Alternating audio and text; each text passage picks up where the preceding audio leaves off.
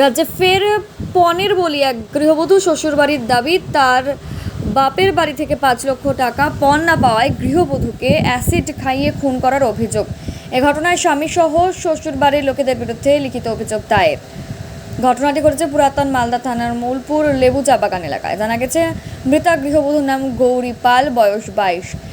3 বছর আগে দক্ষিণ দিনাজপুরের বংশীহারা থানার হরিপুর এলাকার বাসিন্দা ওই গৃহবধূর বিয়ে হয়েছিল মালদার পুরাতন মালদা জেলার মৌলপুর লেবু চা বাগান এলাকার বাসিন্দা প্রশান্ত পালের সাথে।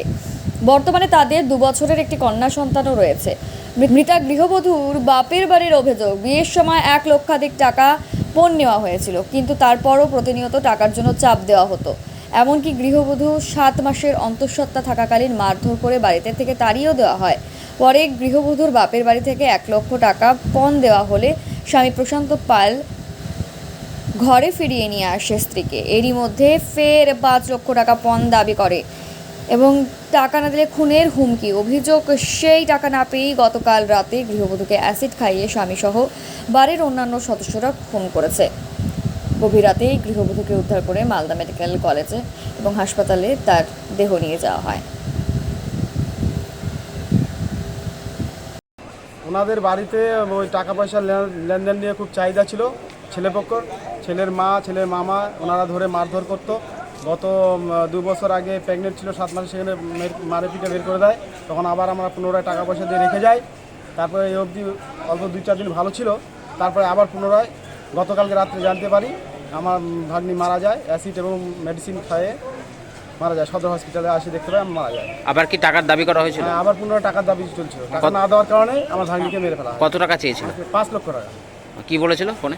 ফোনে বলেছিল আমাদের টাকা পয়সার প্রয়োজন, টাকা নিয়ে আসো, নাহলে তোমাকে মেরে ফেলবো। আর তারপরে বলছে টাকা না দিতে পারলে মেরে ফেলবো।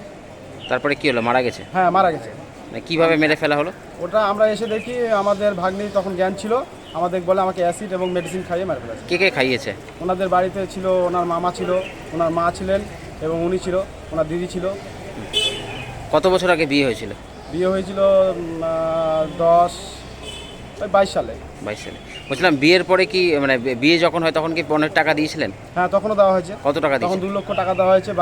ঘরের শ্বাস পুরো দেওয়া হয়েছে, পরিপাচিক সোনা দেওয়া হয়েছে, খাট, ড্রেসিং টেবিল, সোফা থেকে আরম্ভ করে সব কিছু দেওয়া হয়েছে। মানে পণের টাকা দেওয়ার পরে আবার আবার ওনার দাবি আবার টাকা দাও, টাকা না দিলে মেয়েকে মেরে ফেলবো, হুমকি দেয়। আপনারা কি চাইছেন? আমরা চাইছি সুস্থ বিচার হোক এবং ওনাদের ফাঁসি চাইছি, অবিলম্বে বিচার চাই আমরা। আপনার নাম? আমার নাম পরিতোষ পাল। কে হয় যে মারা গেছে? যে মারা গেছে সেটা আমার ভাগ্নি হয়, দিদি। কি হয়েছিল? বিয়ের পর থেকে মানে টাকা পয়সা 5 লক্ষ টাকার চাপ দেয় তারপরে? এবং দেওয়ার পরে সে নিয়ে চাপের ফলে বাপ মাকে জানানোর পর তখন ওর শারীরিক বহুত অত্যাচার চালানোর পর সে মেডিসিন খোয়া তাকে মারা হয়, অ্যাসিড খোয়া তাকে মারা হয়। কে কে জড়িত এই ঘটনায়? জড়িত জামাই আছে, জামাইয়ের বোন আছে, জামাইয়ের মা আছে, জামাইয়ের মামা শ্বশুর আছে। আপনারা কি চাইছেন? আমরা চাচ্ছি বিচার, সূক্ষ্ম বিচার। ওই তো মামা বললাম। আপনাদেরকে কি জানানো হয়েছিল? আমাদেরকে জানানো হয়েছে যে মেয়ে অ্যাসিড খেয়েছে। হ্যাঁ, মেয়ে অ্যাসিড খেয়েছে। তারপরে এসে দেখলেন, কি দেখলেন? আমরা এসে দেখি যে হ্যাঁ অ্যাসিড খাচ্ছে এবং মেয়ের যখন কিছু জ্ঞান ছিল সে সময় আমাদের সব কিছু বলার পর ভোর 4টায় সে মেয়ে জীবন দেয়। আপনার নাম? আমার নাম দীপেন চন্দ্র সরকার। কি নাম? দীপেন চন্দ্র সরকার।